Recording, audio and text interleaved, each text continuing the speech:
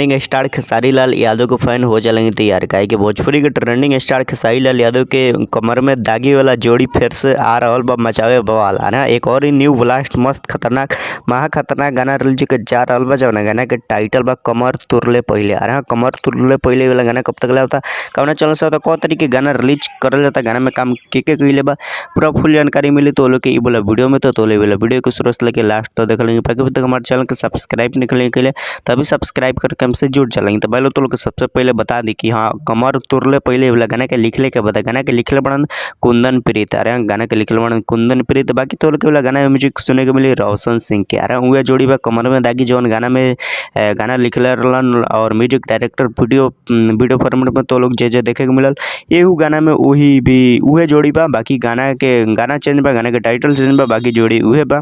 बाकी तो लोग बता दी कि हाँ गाना गईले के बता, गाना गईल बड़े भोजपुरी के ट्रेंडिंग स्टार खेसारी लाल यादव और शिल्पी राज। आ रहे हैं फीमेल सिंगर शिल्पी राज के आवाज़ में तो लोग वाला गाना सुने के मिली। बाकी तो लोग वाला गाना बता दी कि कैसा निकल बता। गाना बतावल जाता खेसारी लाल यादव के कमर तुरले पहले वाला गाना बहुत ही मस्त खतरनाक जबरदस्त होके अलावा। काहे खेसारी लाल यादव के वाला गाना बहुत ही अच्छे तरीके से डिजाइन करल गल बा, बनावल गल बा। काहे के गाना लिखल बा कुंदन प्रीत। अरे तो लोग मालूम बा कि कुंदन प्रीत कैसन गाना लिखेलन।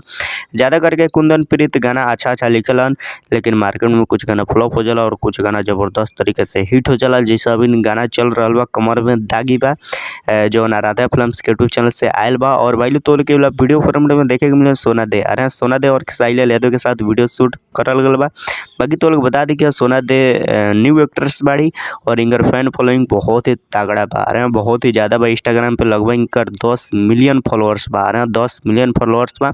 और ई सोना दे के साथ खेसारी लाल यादव गाना आवे जा रहा बा कमर तुरले पहले। बाकी गाना बहुत ही जबरदस्त मस्त खतरनाक महा खतरनाक गाना बतावल जाता। बाकी वाला जौन गाना बतावन सीता म्यूजिक गाना वाले सत्ती म्यूजिक गाना सॉरी वाले सत्ती म्यूजिक यूट्यूब चैनल पे गाना रिलीज होकर बा। बाकी तो लोग बता दी कि खेसारी लाल यादव के वाला गाना कौ तारीख के रिलीज कर लेते वाला जौन गाना बतावन परसों दिन। परसों दिन गाना रिलीज कर दिया 7:30 में, वरना 7 बजे सत्ती म्यूजिक के यूट्यूब चैनल पे। आ रहा परसों दिन तो लोग वाला गाना सुने के मिली सत्ती म्यूजिक के यूट्यूब चैनल पे। तो वाला गाना के मिस मत कर लेंगे, गाने के जरूर सुने लेंगे। क्या कि खेसारी लाल यादव के वाला गाना बहुत ही जबरदस्त मस्त जबरदस्त होके अलावा कमर में दागी वाला ही जोड़ी बा।